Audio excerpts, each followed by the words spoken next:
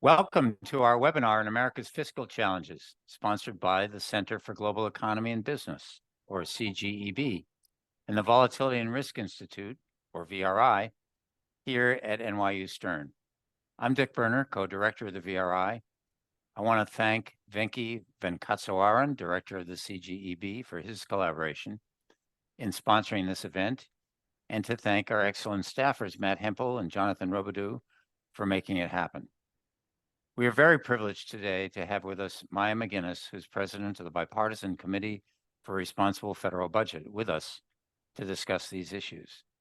Maya's leadership on budget issues is legendary. She has been a consistent voice for fiscal sustainability and responsible ways to achieve it, not just for our children and grandchildren, but for this moment. I can't think of anyone better to help us understand America's fiscal challenges and how to address them. So Maya, thank you for joining us. Thanks, Dick. Happy to join you. Yep, great. Today's event will start with a fireside chat that I'll moderate, and we'll save time for questions that you and the audience send to us in the Zoom Q&A, and that I and Matt Hempel will curate. So let's get started. I have 4 big questions. First, a high-level challenge. Few disagree that our federal fiscal policy remains on an unsustainable path under current policies. Please tell us what that means, how we got here, and what are some of the consequences if we don't change direction. Okay, great. I will jump right in. First, will you give me the thumbs up? Is the volume okay on my end? Perfect. Great. Okay, good. And let me just say, so the Committee for Responsible Federal Budget, which is the group that I run, it's a bipartisan organization and it's committed to fiscal responsibility.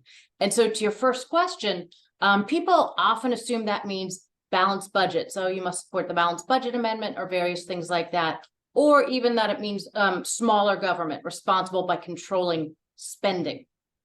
How I look at fiscal responsibility is basically twofold. It's not about size of government. You can support small government or big government and be fiscally responsible. It's about paying for the government that you have.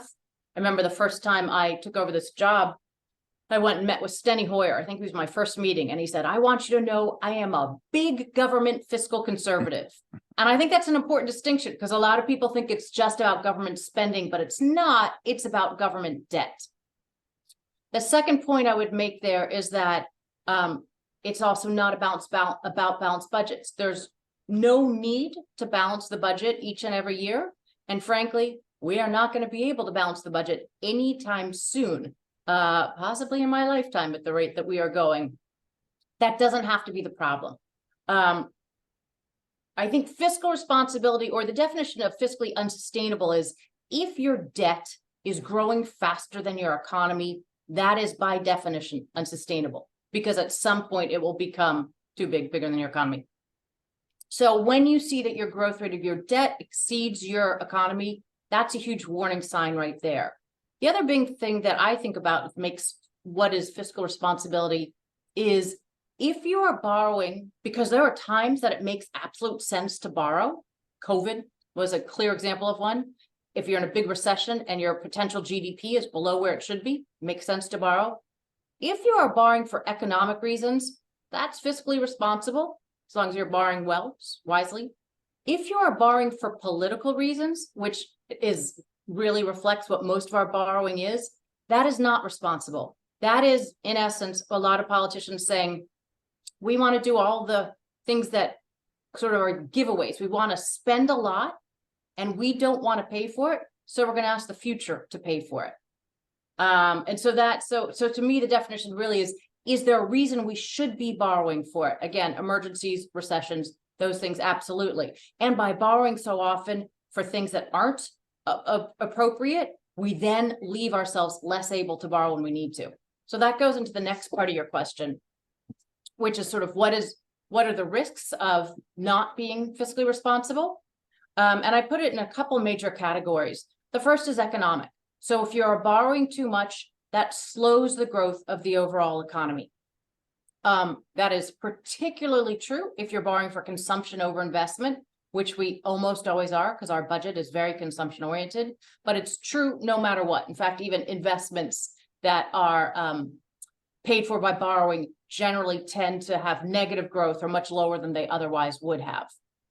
But the crowding out that comes, even when interest rates were low, there's crowding out. It leads to lower growth rates. That leads to lower standard of living. That's really problematic because we're headed into a period of lower growth because of demographics. We need everything on the side of pro-growth. I'm not saying that any government policy needs to be only pro-growth. That's not the only criteria, but anything given everything else, you really want to focus on growth now because the growth of labor is going to be so much less than it was in the past that our GDP growth is going to be much lower than before.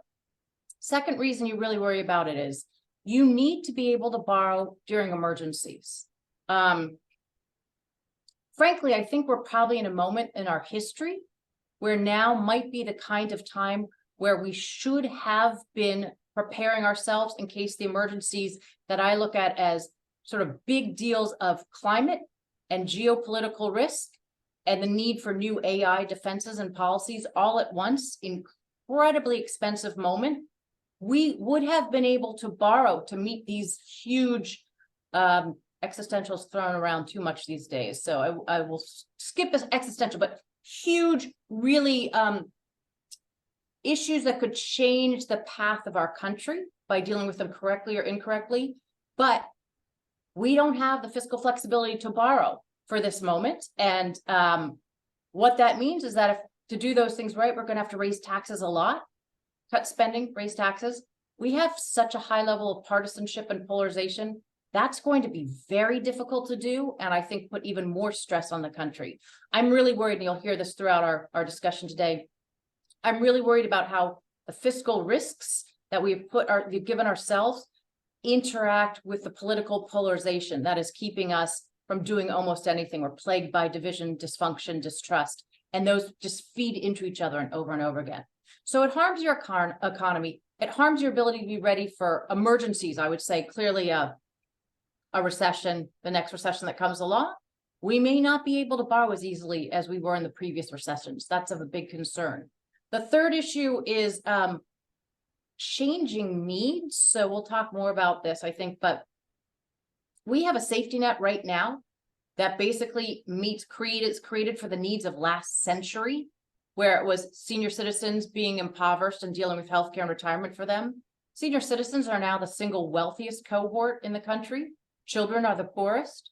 We have many more risks and needs for new insurances and the social safety net for new things than we did in the past. But we don't have the fiscal flexibility to make those changes and meet all of those risks. So we're really insuring for old risks, not the new ones of massive disruptions, the kinds of things we've seen, that globalization that brings both huge growth, but also big disruptions. We should have a social safety net that is actually calibrated for that kind of a moment. But the big one that's on my mind now, when I started working in this field, I was really driven by concerns about the economy and the long-term economic growth. Those have gotten worse, not better. But at the same time, I think the biggest threats right now from our fiscal situation are national security. And it's not surprising that in the past, there have been multiple heads of Joint Chiefs of Staff who have said the single biggest national security threat to the country is our national debt. That is more so true than I think it's ever been, not just because we need to be, probably we're going to see higher levels of defense, certainly higher levels of foreign aid, but also because our borrowing leaves us dependent not just on US lenders, but on foreign lenders. And many of those lenders are countries that are not aligned with the US. China holds $900 billion in treasuries. They've definitely pulled back on their borrowing of new treasuries. And that adds pressure. Once you become dependent on something that you can't count on or don't want to, that opens up a vulnerability that you don't want to have. So we can be having a rivalry with China on trade issues, on race to AI, and a bunch of different things. But there is another kind of weapon in the toolbox, which is their ownership of a mass amount of treasuries. And that adds another component to the friction and tensions between the nations. So I think the risks kind of affect every part of the economy. And there is nothing that we are stronger for having borrowed so much in the past. There are many ways in which it's opened up a whole host of new vulnerabilities. Well, that's a great and comprehensive answer, and it actually covers some of the things as you just mentioned. that, I had in mind for my next group of questions. It really is a group. I'm going to state them as things rather than ask the question since you've covered them. But, the first part of your answer focused on, the high level issues, debt and the budget. And then you turn to where the money goes and what we spend it on. And that really matters. In public finance, we learned that government should be responsible for public goods. And you talked about a number of them. Important things that markets really don't provide or fail to provide. And you mentioned national defense and security. But obviously, as you also mentioned, Maya, there are other pressing public goods needs. We talked about a safety net and what that looks like for our children and for retirees. Second, infrastructure, education and training, another aspect that I happen to think is pretty important, and research and development, which may also be public goods. And then our healthcare infrastructure could be a third one. And finally, you mentioned climate-related risks. And so the question is, even if we can agree that some of these are or not public goods, how do we set our priorities and what should we do about that process of prioritization? Yeah, great, because it's not just an issue of fiscal responsibility. It's also an issue, it's a little bit broader. It's how you allocate your budget pie, right? And that's what you're talking about. How are we allocating our resources in the ways that make sense? We actually have a bunch of interactive tools, which I think are really interesting. One of them says, hey, let's pretend you have $1. How would you allocate your money between retirement, healthcare, national defense, investment, education, environment, all these different things? And it lets people pick how they would allocate the money and how it actually is allocated. And the first point I would make is there is no right or wrong. It is a moment in this country where everybody seems to think if they disagree with someone that person is wrong. It's not true when it comes to the budget. It's not true when it comes to a lot of things, but it's not true when it comes to the budget. Any preference about government is valid. Like, you want a big one, you want a small one, you want it tilted to X, Y, or Z. They're all fine. So much of what I would say would be my own preferences. But first, I think it is dangerous to have a budget that is overly tilted towards consumption rather than investment. About 85% of our budget is consumption. About 15% is investment. Investment, of course, is things that you spend money on that will have returns. Not that they will pay for themselves. They will not. You'll hear people claim all the time, oh, tax cuts pay for themselves or public investments pay for themselves. No, they don't. There's only one that I can think of, which is funding for the IRS to help close the tax gap. That pays for itself, but very little else does. But the investments that will help grow the economy are economically strong, justifiable, make a lot of sense. When it comes to public goods, I'm probably a little stricter on what public goods are. I really stick to the old, it's non-rival, non-divisible. And so I think of national security as one of the biggest ones. And then I also think of budgets that deal with externalities, positive or negative, and trying to compensate for some of those things. We can talk about how we tax, because that's where a lot of that comes in. But I think the biggest thing I would point out is, I'm with you, I think we need to be making a lot more public investments rather than consumption. And the way I see that playing out is we spend $6 per senior on every $1 we spend on somebody 18. That to me is basically backwards.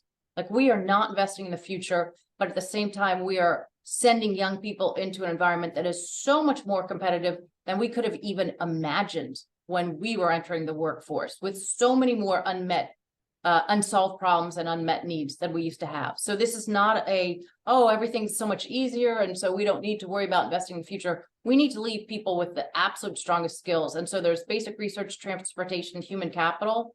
I am all about human capital. I think we need to be going really strong in that area. And I would definitely shift some of the way from consumption into investment. So I think that kind of mirrors your ideas, but yet there is no right or wrong.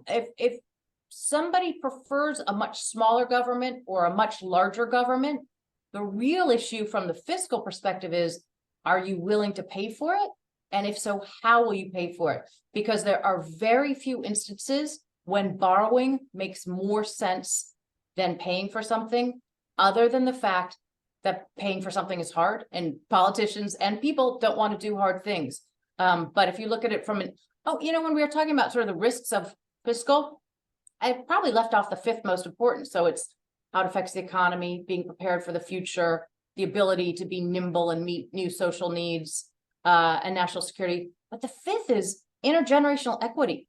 It really is not much different than me saying to my kids, hey, my generation, we're going to spend a lot of money, but we weren't interested in paying for it. So we are going to hand that bill to you. That said, my kids have heard this speech from me so many times that they walk away as soon as I start talking about it. So they're not paying attention. They're not too worried. But I saw a thing once on a stage where they put seniors and kids up on the stage, and then they just asked the kids, hey, can you just reach into your pocket and give the senior next to you, $100? Like it's just a transfer payment from younger people to seniors. And I think that's one of the parts that is really, really unfair given the environment in which we are in particular. All right. So we've talked mostly about spending at this point. Now let's talk about how to pay for it, the revenue side. As everybody knows, we have a progressive income tax, which is designed to tax income at increasing rates. It's very complicated, and many perceive it to favor the affluent because they have ways to avoid paying tax on income that may not be considered to be income by others. Many others, however, resent that some lower income people pay no tax whatsoever. So more broadly, when we think about those things, how should we decide how much revenue to raise to pay for those things? And what are good ways to raise it? Again, here's some things that are based in fiscal issues and some that are in preferences. So I'll just be clear that my preference is I am a supporter of a more progressive tax code. I think that it makes sense. In my mind, that is what's fair. There's no definition of fair. We'll all have different perceptions of what is fair. But for me, a progressive and more progressive tax code than we currently have to reflect the fact that income inequality is as high as it is. So it makes sense. Someone doesn't want that. They want a flat tax. They want a not less progressive tax. That is also legitimate. And I think we should sort of err where we come from on this. But I think the real process should be as follows. You figure out how much the government is going to spend and on what. You come up with your spending priorities. That's a budget. And then you need to figure out how you're going to pay for it. And back to those interactive tools, we actually have another one that lets you do this too. Like what share of it should be paid for versus borrowed. And that's a question that I clearly come on the paid for side, but people could differ. I just don't think there's an economic reason for why it will make sense to borrow. Again, it's only political. My preference boils down to what some of my graduate school teachers taught me, which is you want to tax more of what you want less of. So rather than taxing things that you want more of, like income and savings, when possible, I find it preferable to tax things like consumption and pollution. Specifically. Now, it's not always possible, and those taxes tend to be more regressive. So you have to reconcile how to get taxes to be more progressive with also how to have the tax bases that you think are most efficient. And not all of our values, many of them conflict. That's a conflicting one. But my favorite things are for taxes, first and foremost, streamlining the tax code, meaning the tax base. We have over $1.5 trillion a year in foregone revenues from tax expenditures, credits, deductions, exclusions. I'd get rid of as many of them as possible. Now, people love them, especially people in New York do not love this when I start talking about SALT or the home mortgage interest deduction or the tax exclusion. But listen, the way that we subsidize a lot of goods through the tax code, the three big ones are housing, healthcare, and education. The way that we subsidize those actually leads to higher prices in every one of those areas. So take the healthcare exclusion where you don't pay taxes on the healthcare benefits from your employer. That leads to higher healthcare costs. Much of the way that we try to help students with student debt leads to higher ed costs. So it has a perverse incentive. So I get rid of as many of those as possible, certainly limit them. Certainly they're regressive in nature, so getting rid of them would be more progressive. Second thing for me, I'm all in on a carbon tax as quickly as possible and phase it in as aggressively as possible. Understanding that that could be regressive. You may have to have rebates or make other parts of the tax code more progressive to compensate for that. But if we're going to address climate as aggressively as we can, You can do a way that costs a lot of money, which is what we've done so far. Or you can do a way that raises money. That would be a twofer. It would help with climate and it would help with the fiscal situation. So I think that's really desirable. I also would put some higher taxes on the upper end, on the upper income ends. There's a lot of different ways to do that, but I would look at the treatment of stocks at death, inheritance taxes, a bunch of things. And listen, if we're going to address the fiscal problems, it would take, well, take about $16 trillion over 10 years to balance the budget. Like I said, that's not happening. The last time we saved anything close to that was never. So it's way out of the realm of possible. But if you wanted to stabilize the debt, so it's not growing faster than the economy, it would take about $6 trillion. So you're going to need a couple trillion, at least in revenues. And so everything that I said, I would think would need to be on the table. Yeah, and the second thing you talked about was, and a big one, a big externality, obviously, which we focus on a lot, is climate change. So what the administration has done is given us half a loaf through subsidies. But as you point out, if we had both subsidies and carbon taxes, then you might still have to deal with the regressivity of the tax. No question about that. And you have to choose and prioritize what you subsidize. But at least you can pay for the loss of revenue through the subsidies with some of the taxes, and that fits your principle of having more balance in the process. So speaking of process, that is the fourth issue that I wanted to bring up, and you're very familiar with this. Back, when we first started thinking about budget process and reform back in 1974, as you know, as well as I do, Congress passed the Congressional Budget Act, and it established the Congressional Budget Office, provided for the process of reconciliation and impoundment. It sure wasn't perfect, but it is, and here I'm quoting, it is a plan that guides annual congressional deliberations over revenue and spending legislation. So there's thus an appropriation process, a process to decide how much to spend and on what. And as we've been seeing play out in the last few months, it's rarely followed. In fact, not just in the last few months. In fact, all these fights over the debt ceiling and government shutdowns have prevailed for nearly the last 3 decades. So we agree this matters, obviously, and why so? And you've come out in support of the fiscal commission that's recently been proposed by Senators Romney and Manchin as a good step in the right direction, and I buy that.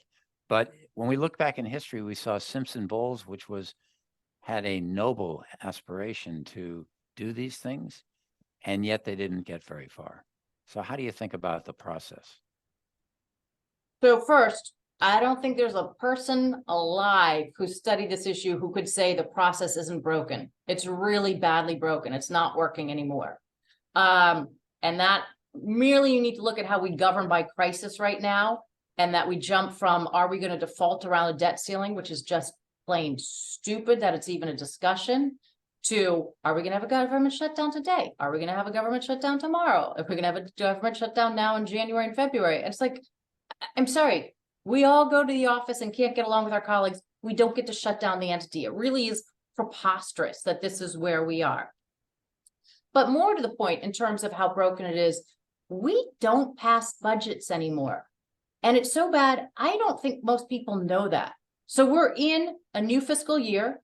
Last year's budget was never passed. In fact, we haven't passed a real budget in 9 years. So last year, the president submits a budget and it's there for contemplation.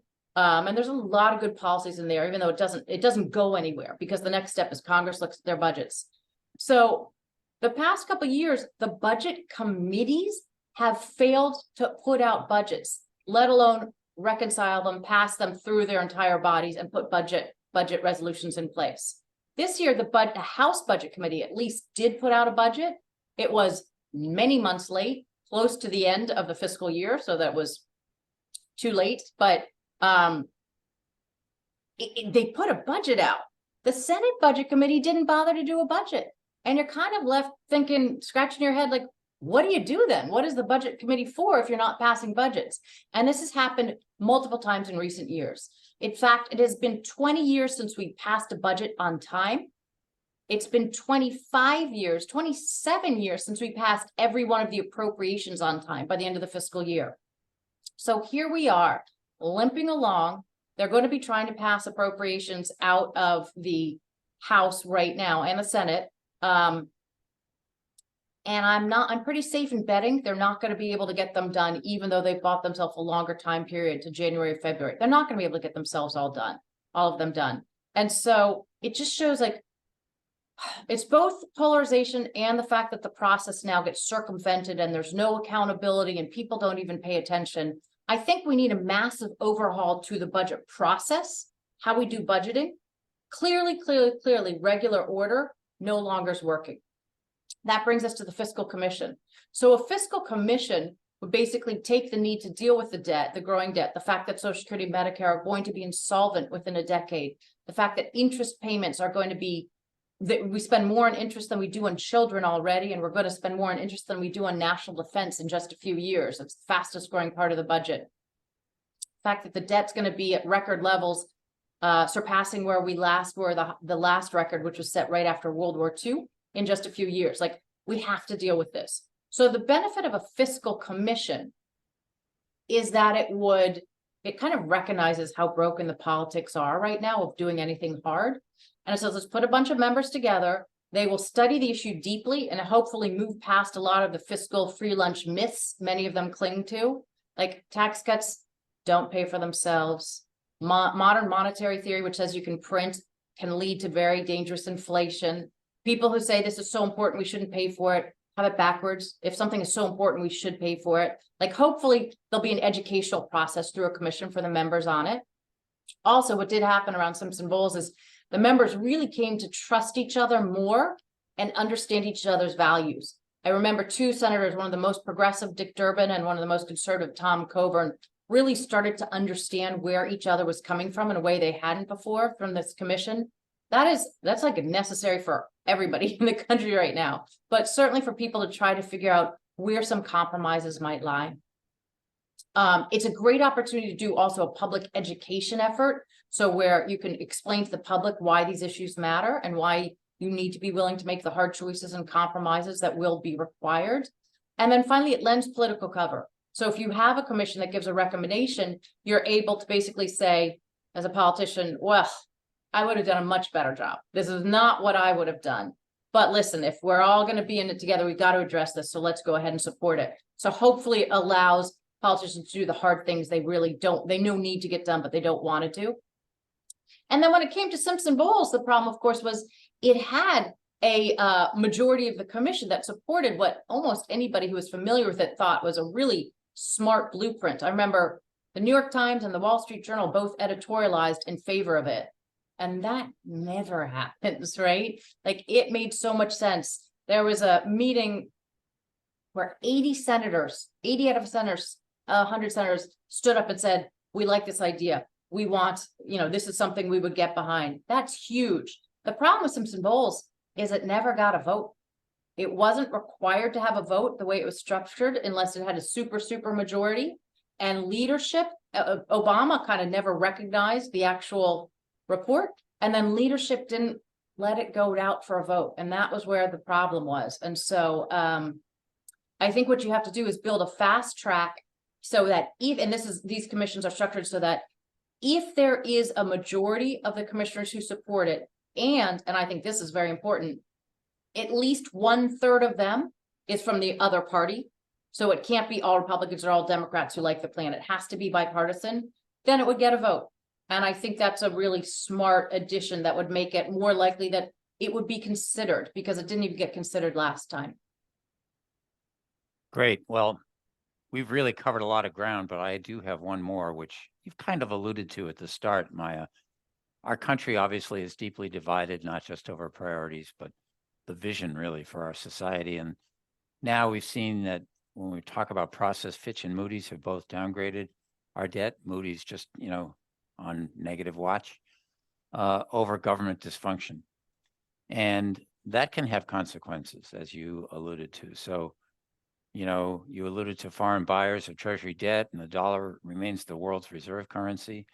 I think doesn't always, it's not guaranteed to be that way. And, to be the world's safe haven and financial benchmark.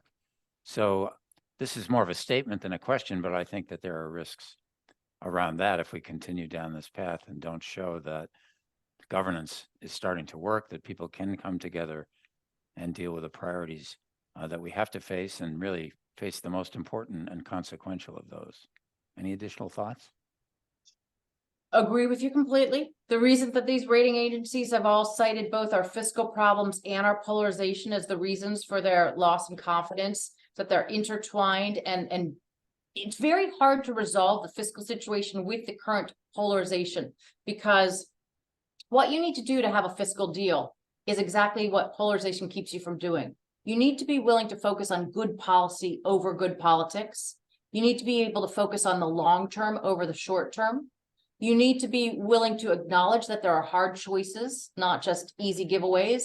And you need to be willing to compromise instead of sticking to the extremes and believing that those are principles you shouldn't compromise, instead of realizing that there's a diversity of opinions and beliefs and ideologies. And that's a strength of the country as long as you're still able to function.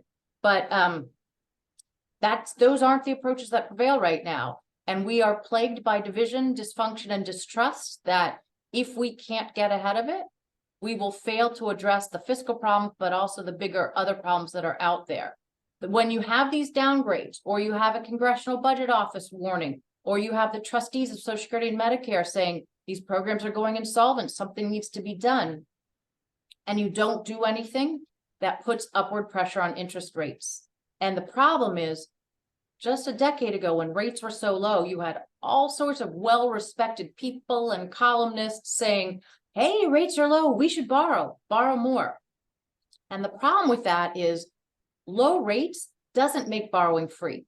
If you borrow $1 trillion when rates are low, it means that the cost of capital is close to free. It doesn't cost a lot to spread it out, but somebody still has to pay the $1 trillion. And if you push that into the future, that again is saying, I don't want to do it, let's have somebody else do it. But the more that that's going on, the more you take advantage of low rates and borrow, the bigger your debt will be if and when those rates go up. And this was something that all the time I'm reading, articles in Foreign Affairs by influential people, columnists, all sorts of people saying, borrow, borrow, borrow. And you're just thinking, oh my gosh, when rates go up, this is going to be so much harder to deal with. That's where we are now.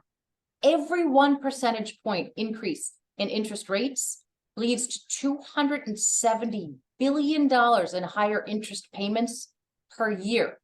Every 1 percentage increase in interest rates above what we're expecting is the cost of an entire Trump tax cut, which busted the budget at the time. It was $2 trillion of unpaid for tax cuts. So the real problem is we have so much debt.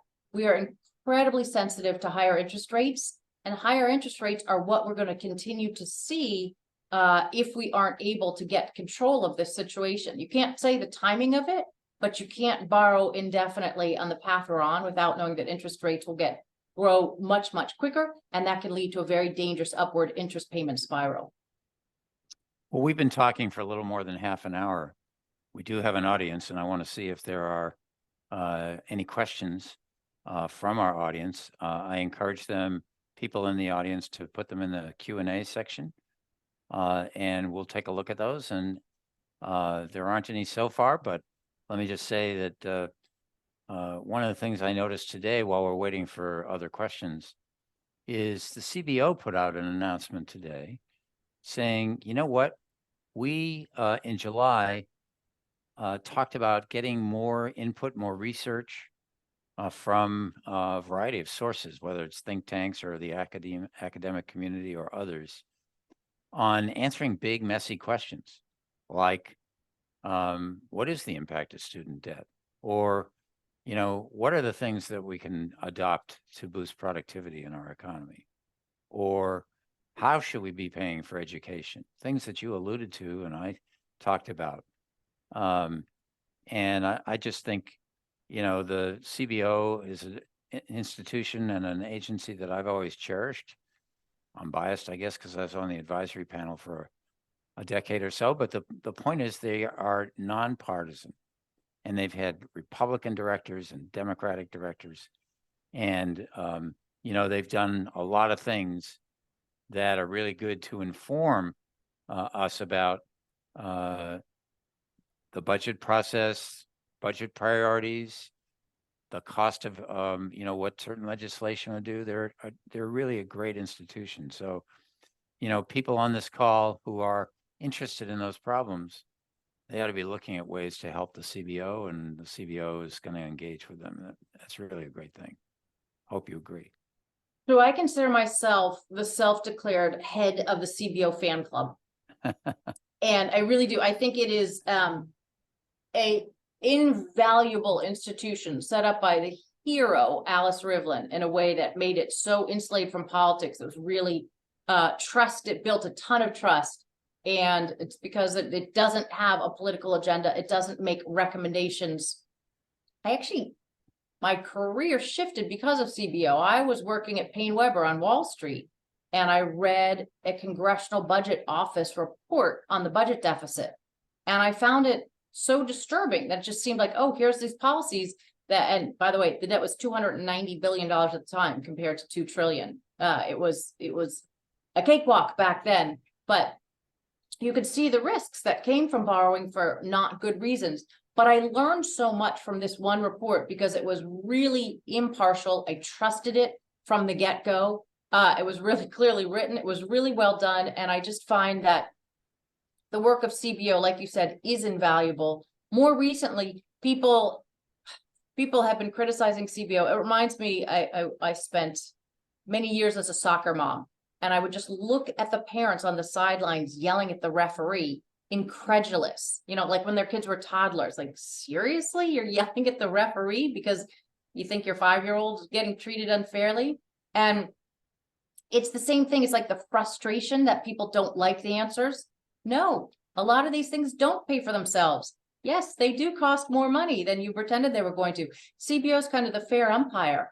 And I think what it puts out there is really valuable. And what worries me is that as there continues to be kind of a ongoing attempt to bend all sorts of impartial institutions towards different points of view, it's very dangerous to see that happening. So I love the input, the ideas they have, but I really just can't recommend enough. Read CBO reports. They are such a great way to learn. If you're like getting up to speed, I just was reading one on immigration and how it affects the economy. And for me, it's really one of the most trusted sources I can find. Right. We do have a couple of questions. So the first one comes from my colleague Venki. Does the U.S. have an infrastructure cost problem? Why do we seem to get less bang for each dollar spent on infrastructure compared to our peer nations around the world in general, and Europe perhaps in particular? Any thoughts about that? Yeah, it's a great question. And I've been thinking about this a lot because we had the big infrastructure bill, bipartisan bill that was passed, and there's just a tremendous amount of money flooding into the economy for infrastructure in the coming years. Of course, the problem is that when you have politicians directing those resources, they are in no way directed to the most efficient programs. And the more money you put in, presumably, if you were doing this right, your first dollar would have the highest return and it would have decreasing returns from there. And since we put such a big amount in all at once, instead of spreading infrastructure costs over time more gradually, you're going to have less efficient cost at the tail end of that spending. But what I really wish we had, and unfortunately, I really wish we had this for a lot of things, to kind of take the politics out of it, which is also taking democracy out of it. So it's not ideal in that way. But I think we need an infrastructure board that is made up of experts that at the very least, if they don't have the authority to make the decisions, makes very strong recommendations of what the highest bang for buck on infrastructure investment would be. Because that you sounds have so European, Maya. Yes, yes, so central planning. I mean, you can't expect people to be experts, but if you have the possibility to do this in your district, what good politician isn't going to fight for that? What politicians could be willing to say, like, oh, actually, it's the other guy's district that has a opportunity for much more. This is where we should be doing broadband or water or any of those things. So that would be my preference, is to build an infrastructure board that actually helped with the implementation of all of the projects that will be coming through from the infrastructure bill, and have that be a standing advisory panel. Yeah, some way to evaluate the priorities on infrastructure spending. Courtney Wygan asks, you mentioned that each percentage point increase in interest rates raises the cost of debt by the magnitude of the Trump tax cuts. How do you arrive at this number? And is it dependent on debt outstanding and or the level of rates from which the rate increases came? In other words, if you start at 0 and you go to 5%, obviously that's going to matter more than if you started somewhere else. Yeah, great question. And the way I derived it is the CBO did all the work for me. So the Committee for Responsible Federal Budget, whenever possible, we rely on CBO's work because it's so important that we maintain a real trust in our bipartisanship and the credibility of our work. And so we will take CBO's numbers whenever we're able to. They will put out rules of thumb that one is able to figure out from there how much any changes in the interest rates above what they're already assuming will affect the debt. And absolutely, it comes from the larger the debt, the larger those changes are. And we have had a huge run up in the debt since 2008, 2009, the big recession, where it was appropriate to borrow. We needed to have borrowed more in the short term and less in the long term for that one. And then we borrowed all through a period of growth up through President Trump, right until COVID started. Then the COVID made a ton of sense. COVID borrowing made a ton of sense. It was hard to target the money as well as we could have, wished we could have, but when you're trying to put money out that quickly, it's very difficult. And then since then, Biden has overseen the expansion of our debt by trillions of dollars. And so all of that has meant that those interest rate changes are much more sensitive to those changes than we used to be. Yeah. And obviously the sort of structure of the maturity of the debt matters too, because when you're maturing short-term debt and you have to refinance it at higher interest rates, that's going to have a more immediate impact. And that leads That's a me great to point, because like 1/3 of our debt has a maturity of less than 1 year. right. And 2/3 of it less than 5 years. Right. So a lot of times, again, when people are saying, don't worry, borrow because this low carrying cost is going to be there. Well, when the debt turns over, then you have to borrow it at higher interest rates. And that's what's happening very quickly right now. There was a lot of talk at the time, of low rates, should we be taking out longer maturity debt? But there were liquidity considerations also that affected that. And the Treasury has made it very clear, not only over the time I was there, but also for decades, that really what we want to do over time is to borrow to finance the government at the least cost to the taxpayer. And their view, and some people dispute this, is that means having regular and predictable auctions of debt along the maturity spectrum, and not to jigger and try to forecast where rates are or take advantage of low rates to lock in 50-year debt or something like that. Those are proposals that many people have advanced.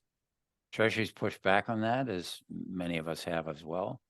The question is your time frame, and that really comes down to thinking about, is it better to have regular, predictable, or to guess where rates are going to go and lock in, because you could lock in rates that might not be so favorable as well. Yeah, great points. Let's see. I don't see any other questions here. I'm just going to think about national security for a moment, because obviously that's a pressing need. We've got geopolitical risks around the globe right now. Obviously, long-standing tensions with China, long-standing tensions with Russia and what was left of the Soviet Union, and their aspirations and the way they operated around the world. 2 hot wars now, one between Russia and Ukraine, one between Hamas and Israel. But there are all kinds of proxies going on around the world and lots of hostility. So, it's often said that when we spend money on defense or in foreign aid that helps others defend themselves, this is something that costs much more than it should, and it's not really efficient. Takes years to get defense procurement going. The process is slow, and it looks like the defense contractors, what's left of them, are doing pretty well. So back, in the Obama years, when we kind of consolidated the defense industry, was that a mistake? And if it was, what do you think we should do about that? Yeah, so the first point I would make is that the last time we balanced the budget, a huge component of that was still manageable defense as a share of GDP. We had a peace dividend, and then there was a period of relative peace and prosperity, and we thought that was going to last, and that made it so much easier. And that is the opposite of where we are now. I think it is fair to say national security spending is going to increase pretty significantly in the coming years. It's as though we've woken up that there are so many more risks going on around the world that we were really prepared for or understanding, and that these can even go from quiet simmering tensions to hot wars in a blink of an eye. And it feels like more things could heat up soon. So we are going to make big spending on both foreign aid, diplomacy, national security. I think that's fair to say. I think the other thing that's fair to say is we will not spend that money as efficiently as we could, because the way that the procurement process, it's huge, it's cumbersome. If there's one place that fails its audit every single time, it's the Department of Defense. We don't know where the money goes. That is a hugely ripe area for reform. And again, it's political. It's just like infrastructure spending. If you have huge defense going on in your district, that is a jobs generator like no other. And so no member of Congress is going to support pulling back something that's creating jobs in their district. You see that oftentimes Congress passes defense spending that is significantly higher than what the Department of Defense has asked for. This is a political money cycle. So at the same time that we recognize we need so much new investment in national security, and I would put cyber issues, all sorts of other issues, AI issues on the table at the same time, I think we have to do something to fundamentally restructure the way that we purchase, design all of these issues. Was consolidation the wrong choice? I mean, hindsight, it's always easy. Yes, it would be better if there hadn't been consolidation, but at the time, I certainly didn't think that. I thought it made sense. So we are where we are. There's going to be gobs of money thrown at this. Part of the job is going to be making sure that it is not misallocated, wasted, inefficiently done in as many ways possible. And I don't know whether it's a commission or I don't know what the bureaucratic solution to doing this is, but I know we need to get on it very quickly, because you can see the writing on the wall where national security spending is headed, and it is upwards. No question. Another area where spending is headed upwards, certainly at the moment, and Venki again asked this question, is what we might call industrial policy. We've passed the CHIPS Act, we passed the Inflation Reduction Act, we passed the infrastructure, each of which has an industrial policy component to it. In other words, the government's putting its thumb on the scale to decide where things are spent or not. And that seems like it's going to continue to grow as a share of government spending. So here's another area where we need to think about how we develop a framework for this, a way to set priorities, a way to get the most bang for the buck. Any thoughts about that? It is a really important question. And the truth is, curious if I'm missing something. I don't know that there is a framework to make this economically beneficial. So, I mean, you could do the same thing that we need to do for national security, for transportation, and for industrial policy, which is take the politics out of the decision-making. But the truth is, globalization, which has had huge gains and huge costs, but globalization helped grow the economy very significantly. We are going to pull back from that. That is going to slow economic growth. Industrial policy, which we are going to engage in, is going to slow economic growth. We are going to get it wrong time and time again. Money is going to be heaped on places that are not necessarily deserving in a competitive way. It goes against everything that we learn in how to run an economy, because industrial policy is not an economic policy. It's a national security policy. And this goes to the point that there are a lot of things that cost money. Moving towards industrial policy, which I think is the right thing to do, not from the economic perspective, from the national security perspective, it's a coster. It's just the same as spending money But in this case, we're misallocating money or wasting money compared to what it could be, but for the right reason, that you do not want to be dependent on a rival. You do not want to be dependent on a country where you are needing them for, name whatever input it is, prescription drugs, things that are absolutely critical to the functioning of your economy, and then could be withheld at any moment. Because I don't know what the extent of the tension that's going on between us and China is, but I'm on the side of being concerned that it's much higher than we've been realizing, that the different tools that are out there, there are a lot of different components of this tense environment, and that creating dependency on somebody who you are clearly not aligned with is way too dangerous to risk. So the problem again, and this is why I just keep coming back to, why weren't we more fiscally responsible before when times were good and it would have been so easy to, and be preparing for that? The world is not a sure thing.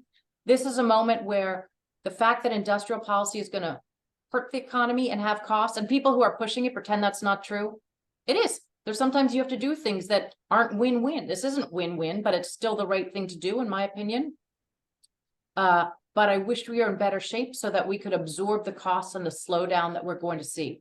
Now, if there's a framework, it's such a good question. I wonder if there's a framework other than we need a transportation advisory board, we need a national security investment advisory board, and we need an industrial policy advisory board. But the more that we can bring in non-politicals, not to make the decisions, because democracy, it is about a democratic procedure still, but to really make the recommendations as open and clear as possible so that we can be guided by the best policy, not political calculations as we choose what to do with these resources. That would be certainly useful. Yeah, I mean, you partially answered the question by saying, look, the thing on which there's the most bipartisan support for in Washington is things to counter the rise of China and its threat to a bunch of things in our society and our economy. And so this is a necessary, area of spending.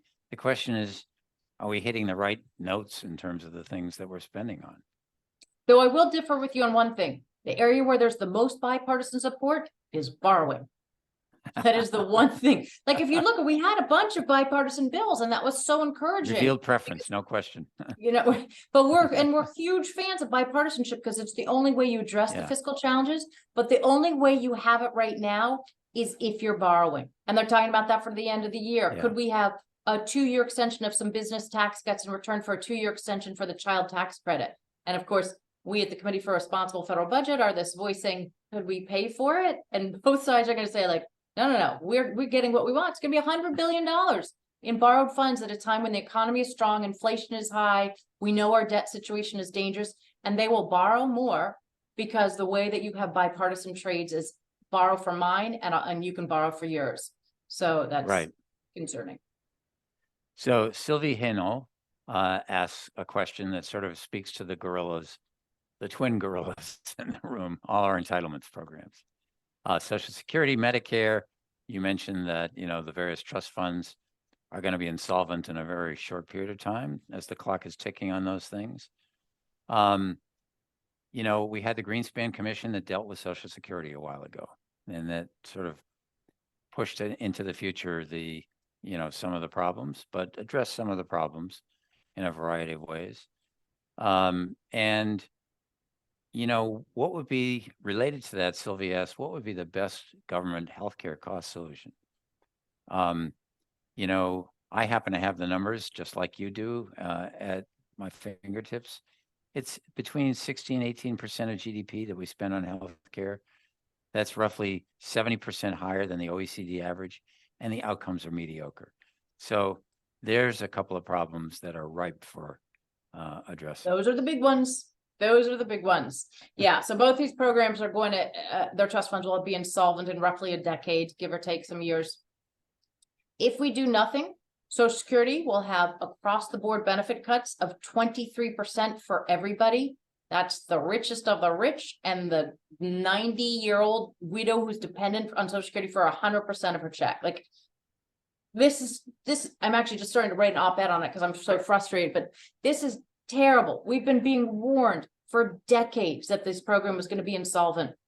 And yet we have politicians promising not to touch it, not to fix it. You have both Biden and Trump saying they're not going to, like, they will not talk about the things that they would do to fix Social Security, and hands off and sort of pandering in the worst ways. When if you do nothing, there will be across the board benefit cuts. Seniors should be scared of doing nothing, not having fixes, because every politician promises not to touch benefits for current retirees. 23% cut, Medicare will have an 11% provider cut if we don't make changes. We've known about it forever. It is just outright negligence that lawmakers have not addressed these problems. If you had done it earlier, the changes would have been so much smaller, so much easier to implement, and could have been phased in gradually over time. Now we're at like emergency. The window has shut for us to do this in a way that really would have been relatively painless. Now there's going to be some really tough choices. They're not that many for Social Security. You reduce benefits across the board or for the well-off. You raise the retirement age. You change the way you calculate inflation using chain CPI, and or you raise revenues. The bottom line is the problem's so big, we're going to have to do all of those to some extent or another. Healthcare is the much harder of the two. It's the much bigger numbers, and it's terrible that the outcomes we have reflect nothing of the massive money we throw into this industry. And again, I'm realizing a theme in my comments, but a lot of this just goes to how we spend the money, and where, like, the effect of special interests in our economy are just tremendous. But if you look at healthcare, a huge problem here is the outsized influence of the hospitals, the doctors, the insurers, the pharmaceutical companies. All of them are some of the most powerful lobbyists, lobbying efforts that there are. And we have a lot of things where changes that we know could save money are incredibly difficult to implement. Just down to the transparency in pricing. We are supposed to now be able to see what the cost of healthcare is, and we still don't have access to being able to see that either when you're purchasing something from a doctor or knowing how much of your benefits that you get are from healthcare from your employer. There's no transparency. That makes it very difficult. Another issue is that anything where you're using insurance for a good chunk of it means you're not as price sensitive. So insurance, which is absolutely necessary, probably should be more targeted where it kicks in and shouldn't be for everything. I people like a couple of years back when I was in that phase when all of our kids were getting braces, every parent would be like, well, there should be insurance for braces. And it sort of shows a lack of understanding of insurance, which is, well, if only people who are getting it are going to have the insurance, then the cost of the premium will be exactly the same as the cost of the braces, right? Insuring is with a big pool of people who do or don't know whether they're going to have something. And that's why sort of catastrophic spending is a more sensible place to have insurance. But there are a lot of small things that can be done. And they're not small. There are hundreds of billions. That's really not small. I should say there are a lot of large things that can be done, but there are a lot of not as difficult things to be done.